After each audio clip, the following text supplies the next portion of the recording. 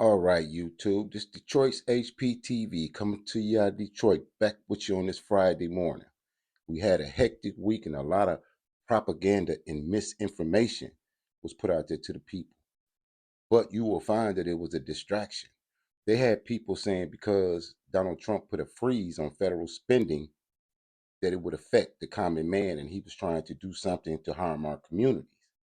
When in all actuality, the freeze was an audit because we want to know why you could send billions and billions of dollars to countries overseas while you still have homeless veterans and still have American citizens in poverty.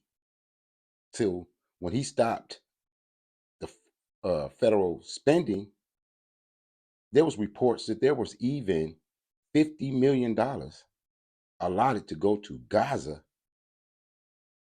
for condoms. Gaza has approximately 2 million people in that strip, and they needed $50 million worth of condoms funded by the USA while people are homeless in our streets. See, all these things that they're telling the people to throw you into panic are distractions. Because on the left, they know that you're going to find out things from Donald Trump opening up these documents and letting you see what the government was really doing. What do you think about the fact that Hillary Clinton left her ambassador in Benghazi in the middle of a revolution and he was unalive? What do you think about the fact that Joe Biden pulled out of Afghanistan, took the military out of Afghanistan, and left the civilians and millions of dollars worth of weapons to Al Qaeda? Now you think about those type of things. Wow, there's so much inflation and so much going on in our own country. And then they really got mad because Donald Trump said, you're trying to attach immigrants that came to this country illegally to the 14th Amendment.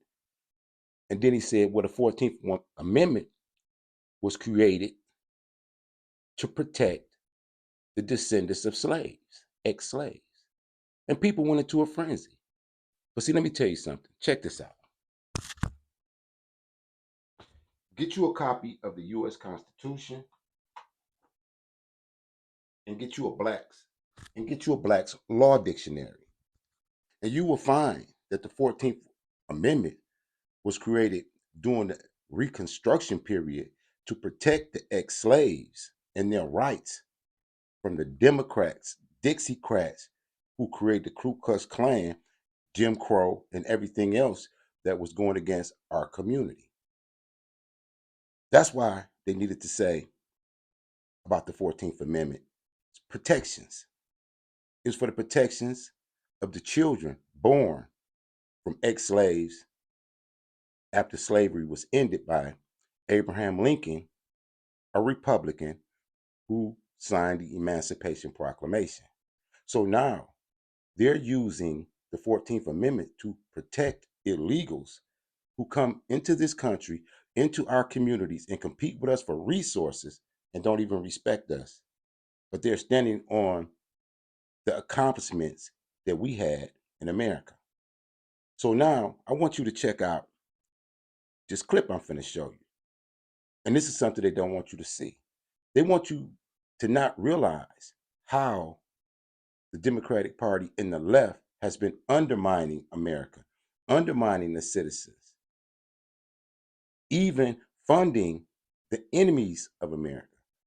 If they will fund the enemies of our country and allow illegal immigrants who are criminals to run rampant, but at the same time creating all this hysteria with misinformation. They keep sending their puppets and their shields out to give you misinformation because they're hiding all the dirty deeds that they have been doing. Seriously. And to give you an example of some things, let me show you this clip when Tulsi Gabbard is in front of Congress addressing the misinformation and the facts of what was really going on the left under Obama, Clinton, and all the rest of their ilk. This is for fair use in the 1976 Copyright Act for education and commentary. Look at this. In 2016, you gave an interview in which you said, and this is a quote, "The U.S. is providing direct and indirect support to terrorist groups in order to overthrow the Syrian government." And in 2019, on the Democratic presidential debate stage, you said of President Trump, this is a quote, "This current president is continuing to betray us. We were supposed to be going after Al Qaeda, but over years now, not only have we not gone after Al Qaeda, our president is supporting Al Qaeda." So I'm interested to hear, what was your goal in saying these things? And did you consider, before saying them, the motives of Iran and Russia, what their motives might have been before making these claims? Specifically because of Al Qaeda's terrorist attack on 9/11 and committing myself and my life to doing what I could to defeat these terrorists. It was shocking and a betrayal to me and every person who was killed on 9/11, their families, and my brothers and sisters in uniform. When, as a member of Congress, I learned about President Obama's dual programs that he had begun really to overthrow the regime of Syria, and being willing to, through the CIA's Timber Sycamore program that has now been made public, of working with and arming and equipping Al Qaeda in an effort to overthrow that regime, starting yet another regime change war in the Middle East.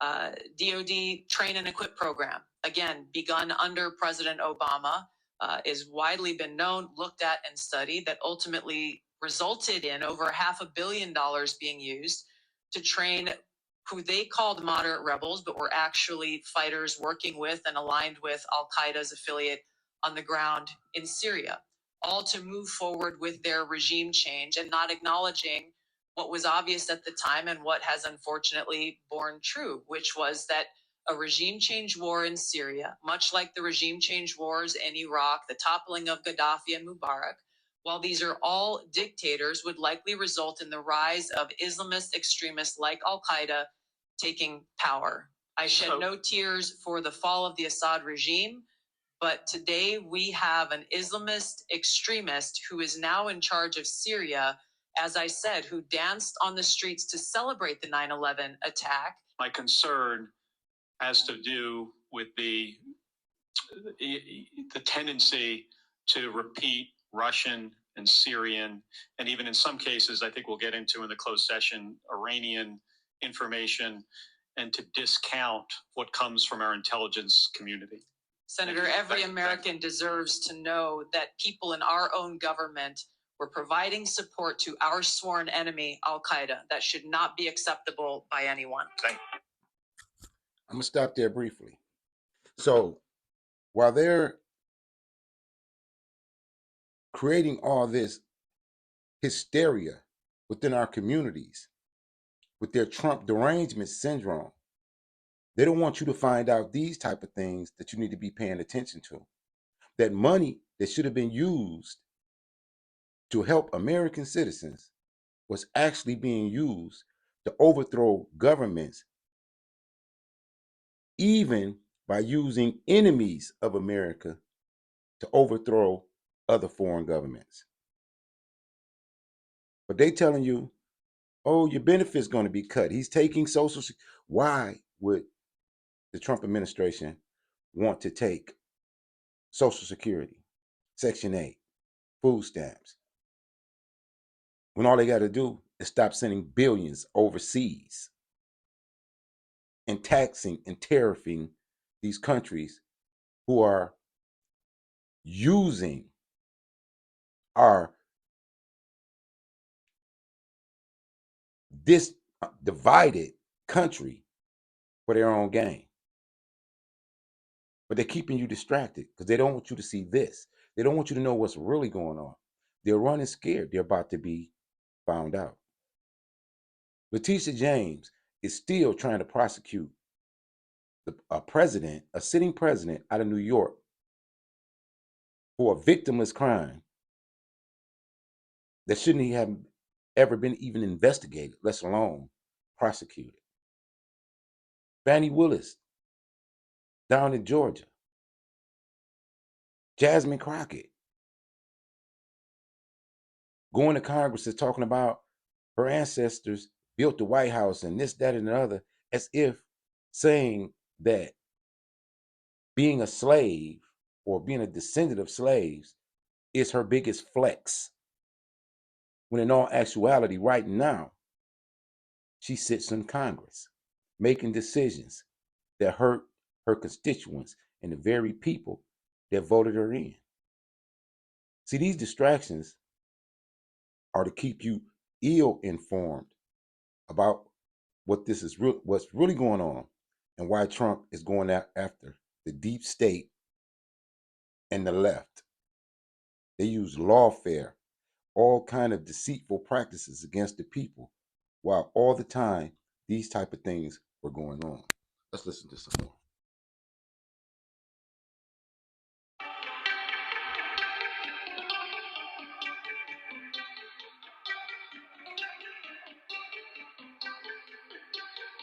Thank you, Mr. Chairman.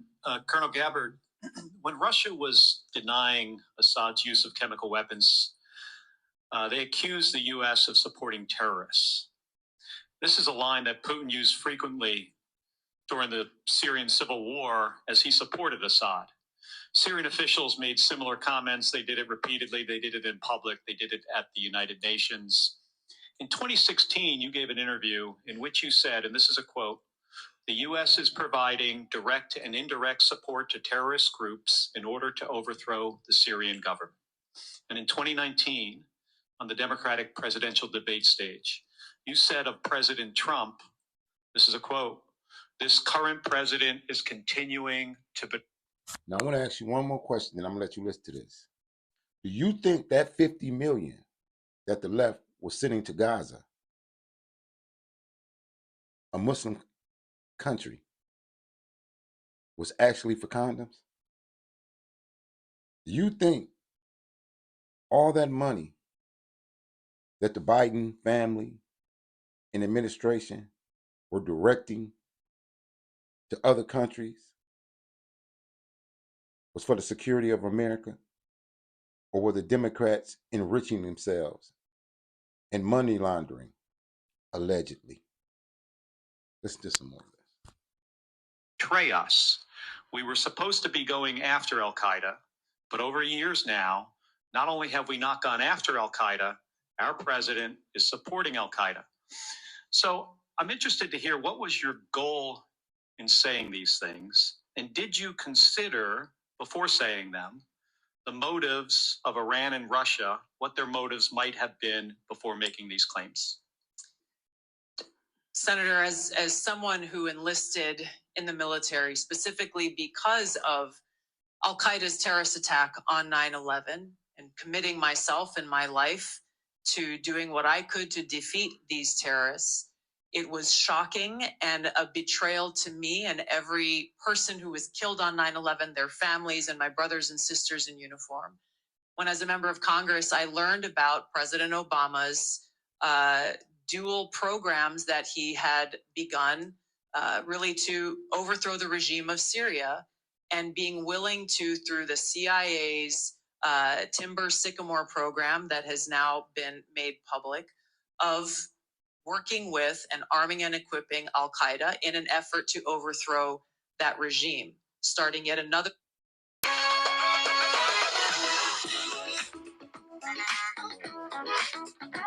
regime change war in the Middle East. DoD train and equip program, again, begun under President Obama, is widely been known, looked at, and studied, that ultimately resulted in over $500 million being used to train who they called moderate rebels, but were actually fighters working with and aligned with Al Qaeda's affiliate on the ground in Syria, all to move forward with their regime change and not acknowledging what was obvious at the time and what has unfortunately borne true, which was that a regime change war in Syria, much like the regime change wars in Iraq, the toppling of Gaddafi and Mubarak, while these are all dictators, would likely result in the rise of Islamist extremists like Al Qaeda taking power.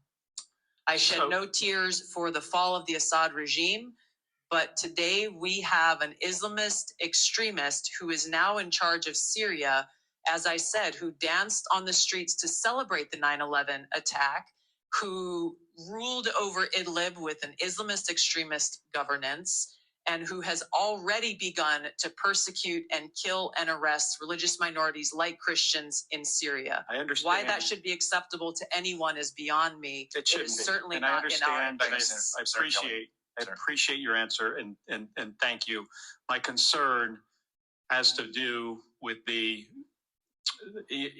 tendency to repeat Russian and Syrian, and even in some cases, I think we'll get into in the closed session, Iranian information, and to discount what comes from our intelligence community. Senator. Now, I want you to pay attention to the language. Did you notice he said to repeat their information, but not that it was misinformation, not that it was propaganda. What he's saying is the quiet part out loud. Why are you telling the public things we don't want them to know? He didn't say she was lying. He didn't say it was misinformation. He just want to know why did she tell it? Every American deserves to know that people in our own government were providing support to our sworn enemy, Al-Qaeda. That should not be acceptable by anyone. Thank you, Senator Kelly. Ms. Gabbard, in conclusion. Thank you, Mr. Chairman. Colonel Gabbard, I want to first say thank you for your service to this country. Likewise. In Congress and in the Army. And thank you for meeting with me a couple of weeks ago, and thank you for being here today. You're nominated to lead and coordinate across the intelligence community's numerous sources of collection and analytic capabilities. In a few sentences, can you describe how you make assessments and how you're going to sift through all this intelligence and make careful and thoughtful conclusions? Yes, Senator, there are great professionals. Now think about what he just asked her. She's going to be the head of intelligence. What are you going to expose to the American public? That's all he's asking her. What are you going to tell the people? What are you going to tell the sheep? They don't need to know everything. That's all he's asking her. Who work within the intelligence community. I will build a strong team around me as they present the intelligence reporting to provide to the president through the president's daily brief and to respond to issues and concerns that this body has. I will welcome dissenting voices to be able to make sure that this information intelligence is thoroughly vetted prior to presenting it, and make sure that the truth is reported, whether that truth is convenient or not. Well, thank you, Ms. Colonel Gabbard. And I appreciate that. The president and others are going to rely on that. I want to discuss such an assessment made by the IC. For years, the U.S. analyzed evidence of numerous chemical weapons attacks in Syria. Eventually, we were able to assess that Bashar al-Assad was responsible for a number of these attacks that slaughtered his own civilians. Do you accept the conclusion broadly that Assad used chemical weapons against Syrians? Yes, and I'm on the record for years of agreeing with that broad assessment. Thank you. Among the attacks the U.S. assessed Assad was responsible for, two that occurred in Douma and Khan Sheikhoun in Syria. As a member of Congress and as a presidential candidate, and as recently as this month, in your written responses to this committee, you have cast doubt on the assessment that Assad is culpable in these two attacks. Is that still your position? Senator, I raised those questions given conflicting information and evidence that was presented at that time. Okay. Well, thank you. So to help inform the public, the Trump administration released declassified intelligence in 2017 and again in 2018, showing how experts analyze multiple types of evidence, satellite imagery, medical experts, witnesses, describing sources, and showing the reasoning used to determine Assad's culpability in using these chemical weapons, including in Douma and Khan Sheikhoun in these attacks, the ones that you questioned. I have two documents I want to submit for the record, Mr. Chairman. Admitted. Thank you. Were you aware of the declassified assessments, the one I referenced? Yes, I was. And as a member of the House Armed Services Committee and the Foreign Affairs Committee, did you take time to review these? Yes.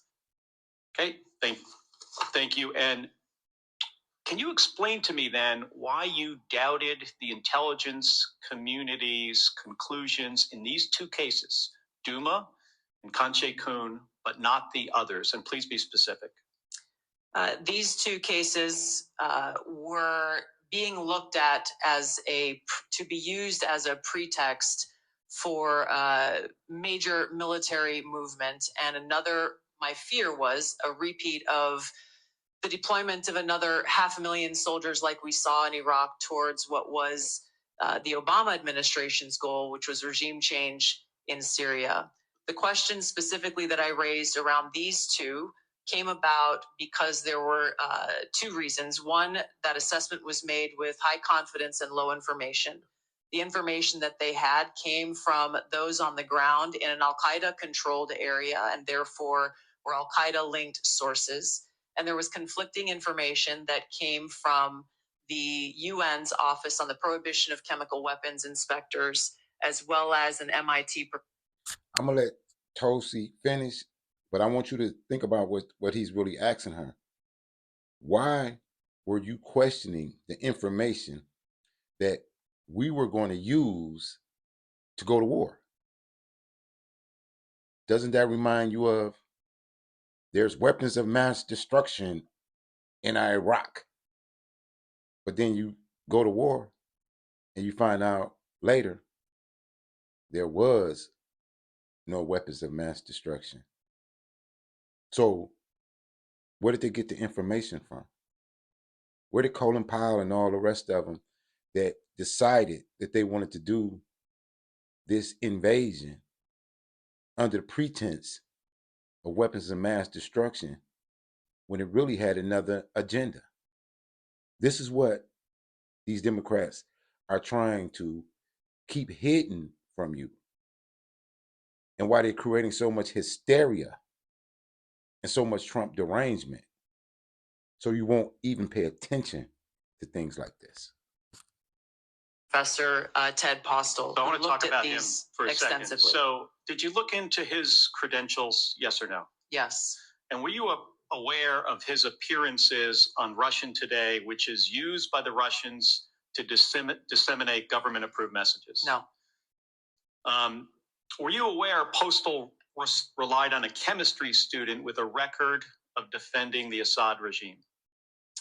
At that time, I was not. I have been made aware. I was not. I have been made aware since. Do you consider this person or these two individuals now, do you consider them a better source for the chemistry of sarin gas than the U.S. intelligence community?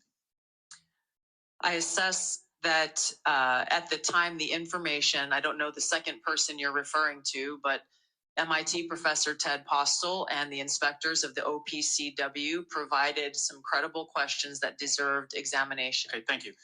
Did you attempt to weigh Postal's claims against the significant evidence and assessments already conducted by the IC? Yes, I did. Okay, thank you. So here's my concern here, Colonel. When we began this, you described a thoughtful approach to analyzing intelligence and reaching conclusions. This is what we expect of our professionals. But we just kind of walked through how you came to question Assad's use of chemical weapons in these two cases with a different approach. And I don't reject seeking out differing viewpoints. We need to do that.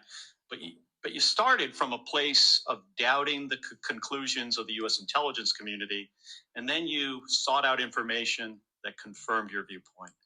That led you to embrace the opinions of two individuals that I think we disagree on this. You think they had expertise, I do not, and others do not. But these individuals were sympathetic to Russia and the Assad regime. It also led you to minimize or discount the overwhelmingly information that contradicted your viewpoint. His whole line of questioning to her is about, why does she ask questions? Why don't she just follow the narrative? Why is she doubting Why is she probing? Why is she looking for secondary sources instead of just following orders? I was out in the city of Detroit yesterday running into people and talking to people. And they hysteria and they Trump derangement is almost like they have been totally brainwashed. He's cutting this, he's cutting this, he's going to do this. And none of it seems to be true or is true. But because these Democrats who've been lying to the people all this time are being found out. Just think about when the Epstein list and the Diddy list and all these secret things that they've been hiding comes out. I wonder would a lot of you even consider yourself a Democrat after the truth of everything that's been going on over the last 4 years and under the Clinton administration, Obama administration is revealed.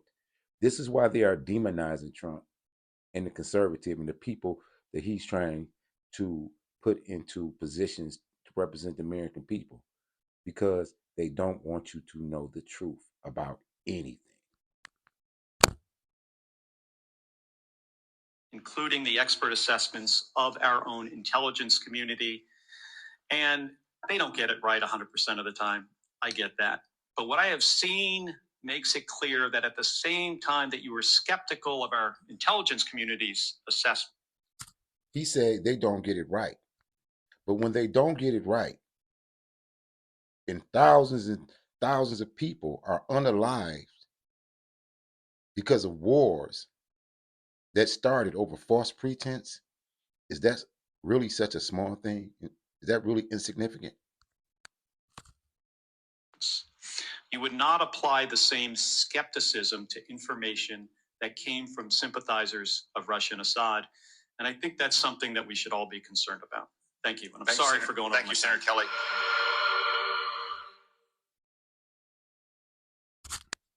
I want to say this before I go. You have to keep yourself informed about things, because you have people who are really upset about you finding out the truth. Why are the Democratic shields like Roland Martin so upset that Trump actually told the truth that the 14th Amendment was created to protect Black Americans who were the descendant of slaves? That it was ratified during Reconstruction after the Emancipation Proclamation and the Civil War. I suggest that if you are a subscriber of mine and a part of this community, get these two books I just showed you.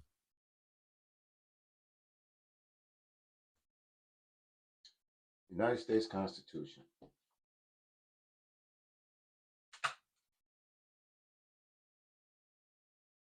And a Black's Law Dictionary.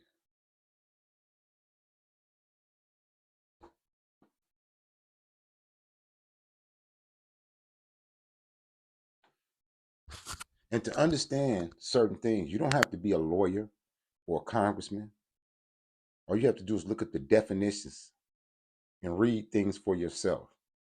Because at this point, you have to realize that you can't trust what mainstream media and shields from the left are telling you. They are the ones who are actually spreading misinformation. And they said Trump was wrong for calling them fake news. Well, I hope you enjoy your weekend, because this is Friday. This is Detroit's HPTV coming to you out of Detroit.